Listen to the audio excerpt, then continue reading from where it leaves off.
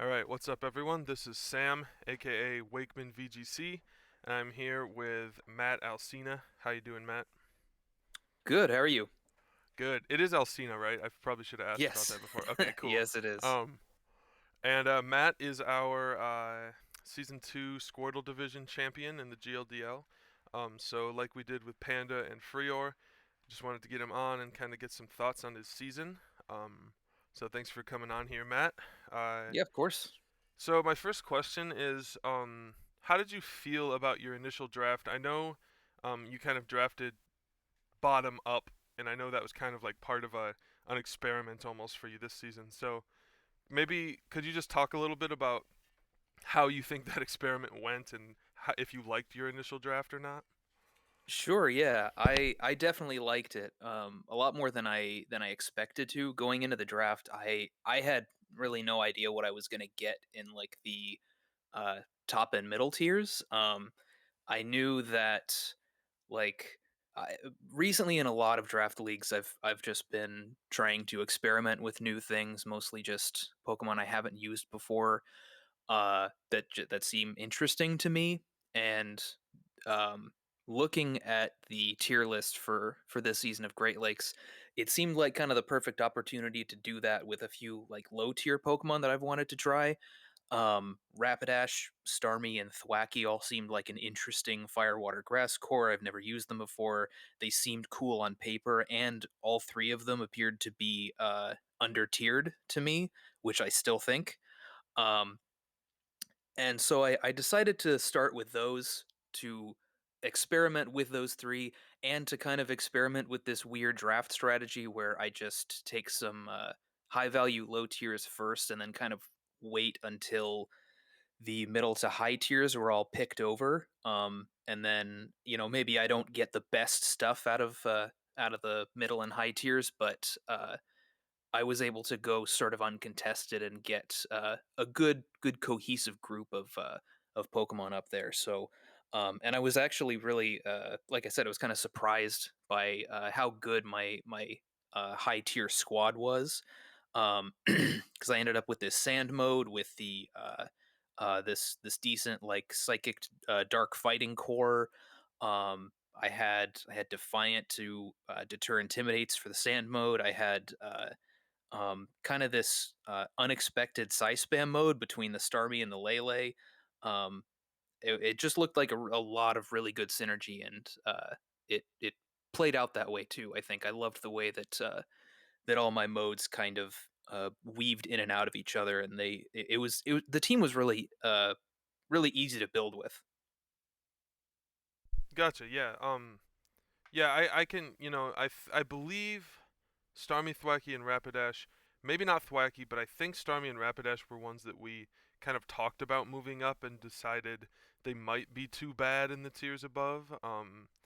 But they felt like borderline mons to me. But you certainly got some use out of them. It looks like you didn't bring Rapidash a ton, but I know you brought Starmie. Oh wow! Look, according to the Almost stats every I have, time. yeah, according to the stats I have in front of me, you had a three-way tie for most brought between Excadrill, Starmie, and Lele. Um, so then I guess my next question there, kind of stemming off of that, is so you made one trade and it was just for playoffs. You traded Hydreigon for Gudra. Yeah.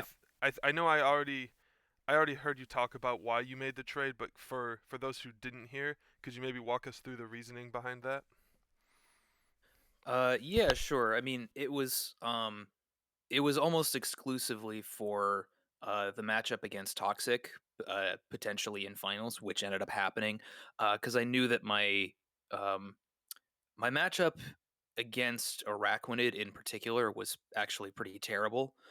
Um, and I knew that if I could find something to patch that up, then I felt decently confident about my ability to get through uh, my next couple of opponents before that. Even though I was dropping the Hydreigon, which kind of felt okay in general, but then I looked at my matchup against Bene, who I didn't actually play in the regular season, and I was like, man, Hydreigon looks really, really damn good into his team.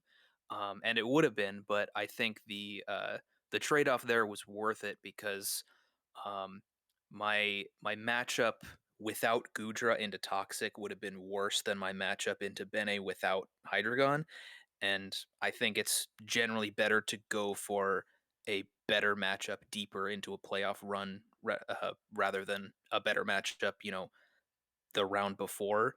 So it was really it was a transaction to win the league. I kind of had to sacrifice a little bit in the matchup against Bene, but I was confident enough that I could take that anyway, and I did so. And then you could see like how well the Gudra did in that game one against Toxic. That the physical Gudra with the coaching on Zapdos, Hmm. um, especially since Gudra has Sap Sipper, because the Tangela was a little bit of a problem with Yeah. his Trick Room mode. Um, that mode I had loaded in the chamber since I made that transaction. Gotcha. That was my excuse me, my number one game plan against him. Hmm. Yeah, yeah, that was a great call. Obviously, it worked out really well for you. I guess so. This is kind of not related to the playoff trade so much, but so I had Berserker this season, and so did you. Um, how did you feel? I'm kind of just personally curious. How did you feel about Berserker on your comp? I see you brought it to 9 games. Did you have any like thoughts on its performance here? Was it really 9? Yeah, Oh, it's what it says on the site here. is that individual games, not weeks? Games, yeah, yeah, Okay, individual that games. got it. That makes more Yeah. sense. Okay. Um like it was I kind of liked it on paper and even in prep, but then most of the time in game it was like I don't it became kind of a joke to me because Berserker all it really did was die, and sometimes that was like actually what I needed that slot to do. It was cool, like um but it was also a little bit sad that I didn't really it didn't really get to shine like um I guess really what I wanted it to do kind of made it more susceptible to that because its two primary roles on the team to me were leading with Dusknor, so I can just go for a fake out Trick Room play, and that doesn't really leave Berserker all that safe. I think I did that once against Pedons, and he just destroyed the Berserker on that turn. I Yeah, got Trick Room yeah. up, and the game went fine, but uh, Berserker probably wasn't too happy about it. And then Mhm. the other main role was on my Sand mode, mainly just to switch the Hippo out into Berserker, so I could go Right. for massive Steely Spirit boosted Steel attacks on the Excadrill, which is also you know not really a spot where Berserker's going to shine. So there was one game at least where in playoffs where I actually maxed Berserker and it did a pretty damn good job of sweeping in Trick Room. So that was cool. That was kind of all I needed. But yeah, I guess it was just the way that it functioned on my team and the way that uh, the job that I wanted it to do didn't really lend itself to be the star of the show very much. I imagine on other team comps or in other formats like non-max, especially, it's probably a little bit better. But it did what I wanted it to do for the most part, even though it didn't seem like the greatest mon, at least on the surface. Gotcha. Yeah, yeah. I was just curious because I had a pretty similar experience with it. It kind of looked good and then died. So similar thing. But Yeah. so you talked a little bit about some of your leads and combos and all that. Was there a particular lead or combo that you didn't really like think about in drafting or didn't think would be super strong but turned out to be better than you thought? Yeah. I mean, I didn't think too hard about the Steely Spirit stuff at first. I knew it was there, but I think the first game that I really pulled that out as an option was against Burst, and I kind of realized that like because the Dragapult Clef mode I seemed sort of dangerous to me, and then when I realized I could just switch out the Hippo and get this giant boost and just kind of destroy everything with these massive steel spikes, that felt a lot better, and I didn't really realize how strong that would be. And then also I would say Lele and Starmie, which is like maybe my favorite lead combination on this team. I had, a vague sense that I was drafting some sort of a uh, partially low tier psi spam mode, but I didn't really think too much about it. But like, god damn, those two together are absolutely fantastic. Just a strong offensive Lele set that has the option to max next to a Starmie with Icy Wind and Expanding Force is just crazy good because you can just go for all the offense you want if you don't need the speed control, and then if you do, then the Starmie is there to allow Lele to outspeed pretty much anything. You can't get faked out. Sometimes I put a scarf on the Starmie just in case I needed to outspeed something like Toxic's Tapu Koko in week one, for example. Um, it was it was really unexpected, but God, it was really strong. I loved that pair. Gotcha. Yeah, yeah. It's always cool to see those kind of things. That's like, oh, I didn't plan for this, but this has turned out to be really good in like half my weeks or whatever. Yeah. So I know you again. You kind of touched on this already, but did you have a like particular mon, regardless of like, because it looks like your kill leader was Hippowdon, um, which also I believe led the division in KD. Um, Yeah. did you have a mon that you felt like was your MVP? Like if you had to choose one, which one would you say performed absolute best? Uh that's I don't know, man. That's tough. I mean, I'll I'm gonna give you two different answers. One is like the real answer, which Yeah. might be kind of a cop out, and then I'll attempt to pick one. Like the to me, the real answer about the MVP question is that I really don't think I have one. I think Uh if huh. you look at the spread of like how many Pokemon I brought in how many weeks and like how many kills everything got, it's like decently spread out. I didn't really have a lot of Pokemon that were high up in the on the KD charts or the kill leaderboards or anything Mhm. like that because I felt like the team was balanced enough that like uh every Pokemon kind of had its place and came out and did its job when it was supposed to, rather than having like one or two big MVPs that are like blowing everybody out of the water every week. Mhm. Um, so I think, yeah, it doesn't really feel like I have one. The MVP of the team is more like just balance. Yeah, for Um, sure. but if I really had to pick one, I mean, Hippo's obviously in the running for that KD record. I think Lele is probably in the running for some of the reasons I mentioned already with the Starmie combo, but like um and Lele I think is Lele exceeded my expectations as well. I just loved the kind of like lack of counterplay that that it provided with its ability and its Mhm. typing. Typing is just God. Psychic Fairy is too good sometimes. Yeah, for real.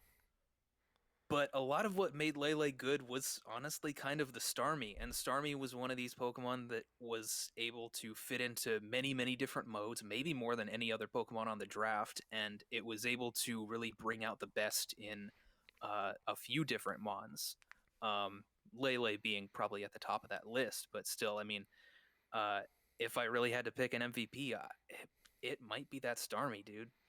Yeah, I respect that. Yeah, it's I mean, I don't mean to keep bringing up like my team, but since you and I both won the max divisions, it's kind of the closest comparison to make here.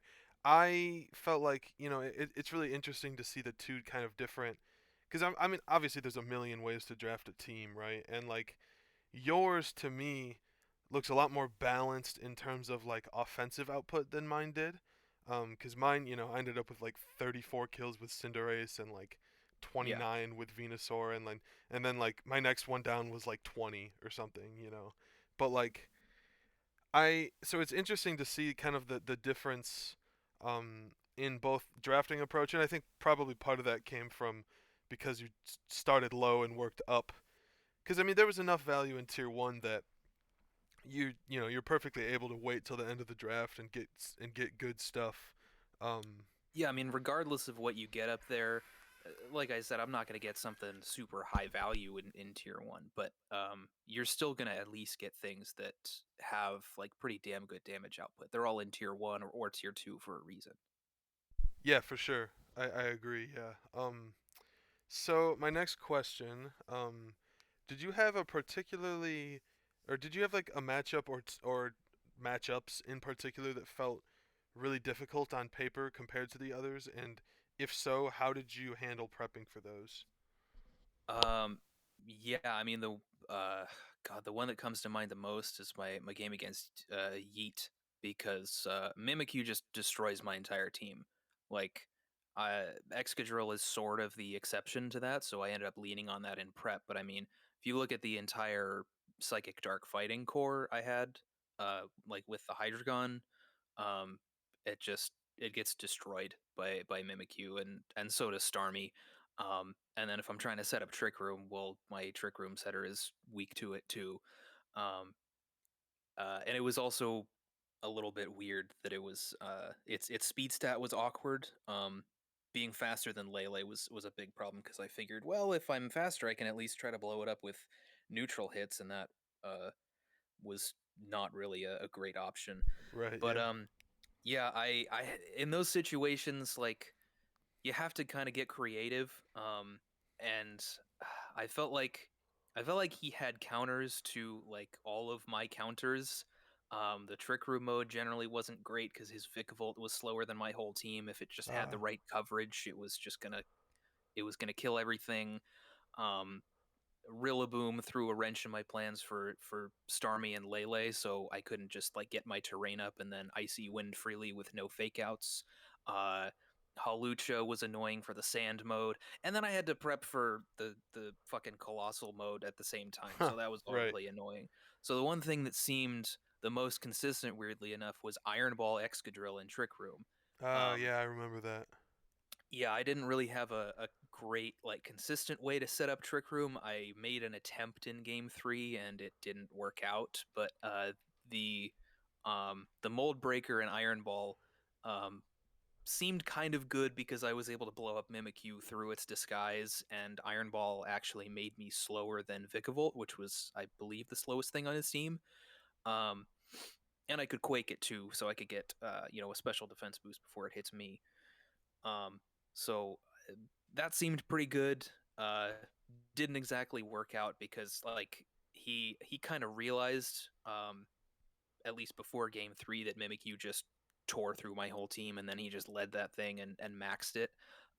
If I recall, when I talked to him after the game, he didn't even really prep for me. He just like took out a few mons that he had in his box from previous weeks and just played the game, and then halfway through realized, oh holy shit, Mimikyu just destroys him. And then I was kind of like, yeah, you're right.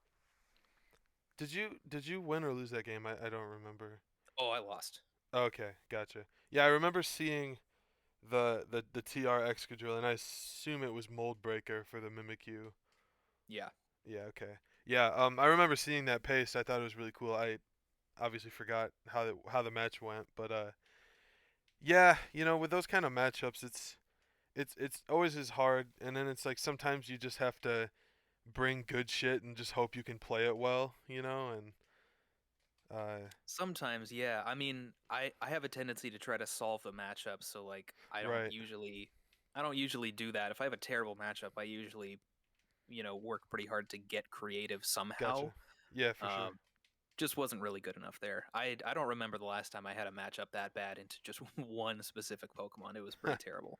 Gotcha. Yeah. Um, let's see here. Looking at my questions. Um, did you have like a match that was your favorite? Either most fun to play, it maybe had some funny shit go on in it. What was your favorite match of the season? Um, the most fun one to play was probably my match against Hungry Hippo in the regular season. Mostly because I got to like Dynamax the Rapidash, and I got to showcase like my entire low tier Firewater Grass core, and they all had a pretty significant impact on the match and carried me to victory there. So that was just really fun because that was what I drafted the team for. So it was fun and also kind of validating. Um, I think the best match from a competitive perspective was probably my top 4 match against Bene. Um, Yeah, that was a great match. yeah, I mean, he's clearly one of the best players in our division. Hmm. There was probably more like good back and forth in that match than maybe any other game I had this season.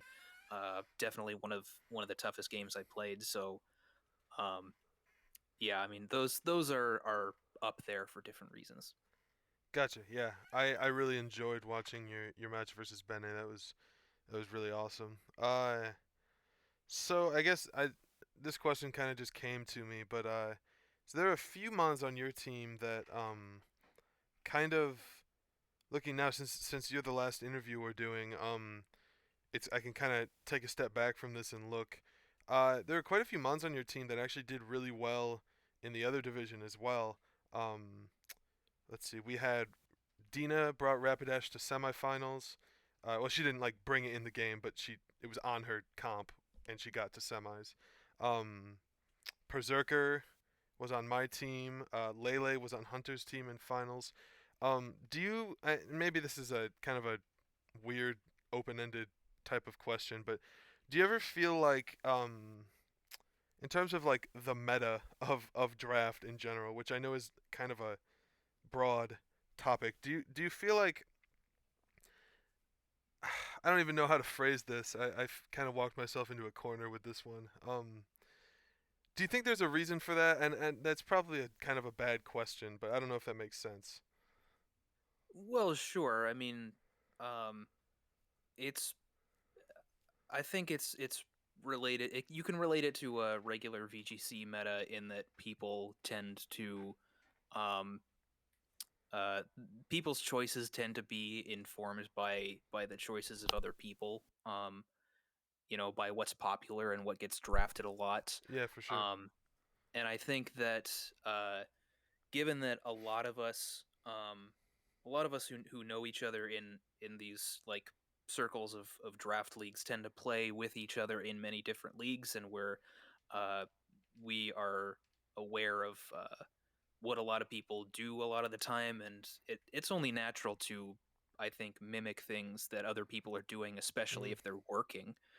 So some of those decisions could be coincidence. I think the you and I both drafting Berserker was probably more coincidence. Yeah, Um, uh, Lele, I don't like. I don't. I guess you would have to ask Hunter about his thought process for drafting that. right, Um, the Rapidash, I can tell you that I was pushing Dina to draft Rapidash because tier 5 was just right. full of shit, and Yeah, Rapidash was like halfway decent. So, for sure. Yeah. um, but yeah, I mean, I see examples of that all over the place. Like I think to me, Dragapult is a great example of a mon that has increased in popularity due to player choice. Like it's obviously a good mon, um, but I think it gets drafted and it's valued more highly than maybe it deserves because uh, a lot of people think it's super good, so more people just assume it's super good. Yeah, I gotcha. Um, Kind of feel the same way about Celesteela too a little bit. There are mons like that, but yeah, I mean it is kind of a meta. So there's a lot of player choice and social psychology involved in that, I guess. Yeah, for sure. And yeah, sorry, I know that question was kind of vague and open-ended, but it just kind of popped into my head. No, it's an interesting idea. Yeah, for sure.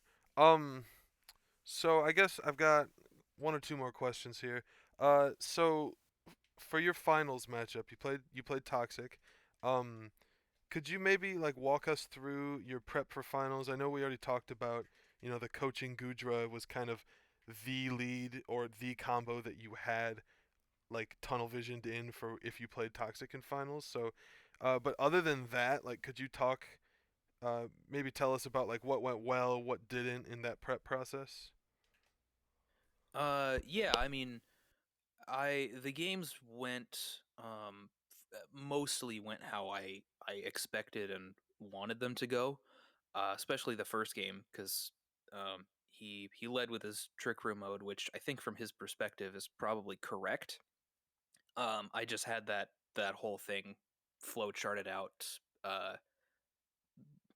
really really well, and I ended up 4-0ing him with that mode. Um, I stuck with the mode in the second game, which was pretty much always my plan as long as it worked how I thought it would. Mostly for safety because I also had kind of a plan against some other stuff that I figured he would pivot to. I thought the two most likely leads he would pivot to were like maybe Tangela Landorus or the Coco Thievel, which that's the one he went with. Um, and so I figured in that situation, I was just going to try to get damage off. I expected the Coco to be Shookaberry, so I figured I was going to tantrum into the Coco. If I got that off, then it would break the Shookaberry, and I would Scarf Close Combat to kill the Thievel. Turns out his Coco was Scarf, so that kind of threw a wrench into my plans. But I also figured that that game was going to end up being a Max Hippo lead because the Hippo outside of Trick Room was able to outspeed Araquanid and also just had really good coverage into uh, pretty much his whole team. Um, and then just uh, Excadrill to kind of clean up at the end. It was a little bit messier in that game too than I thought it might be, but it still worked out. So and then my other main like backup mode, if that didn't work, was going to be the Lele Starmie, um, which I switched it up a little bit from last time. I put a Wackenberry on the Starmie instead of the Scarf because I needed the Scarf more on the Zapdos. And then I had a White Herb on the Lele because I was pretty sure I was just going to get snarled. So the Starmie was able to live like a snarl plus max lightning from a Coco, and then I was just going to icy wind and kill the Thievel. So that seemed pretty good. The only shaky part of that lead was the Trick Room matchup, but I figured um, if I really had to go for the Lele Starmie lead, it was because something other than Trick Room beat me bad enough, and he was probably going to stick with that again. So those were kind of my two main game plans there. Gotcha. Yeah. Yeah, they both they both worked pretty well, but so that's kind of it for all of the like pre-written questions I had. So I guess is there anything else that you wanted to touch on that we didn't about your season, or any closing comments you have? Uh, Not so much about the team or the season for me. I guess just thank you to you and the rest of the admins for running this league. It's a pretty big endeavor with a whole 48 players. Um, and this is um, this is maybe one of the most fun leagues I've played in, mostly just because of the like cast of characters that are constantly in the server. So um, yeah, it's a fun group for sure. So I appreciate everybody that I played with and talked with this season and all of that. So good stuff. Yeah, well, thank you. Yeah, it is a little bit of an undertaking. I don't probably thank my admins enough, Dan, Ryan, Wade, and Bene. So thank you guys again. And thanks for playing this season, Matt, and congrats on your win. Thank you. And with that being said, thank you to everyone for watching, and to everyone who played. Thank you for playing. Um, it was a great season. I might have one or two more videos coming out, depending on how much time I have about the season. But thanks to everyone who played, and we will see you next season.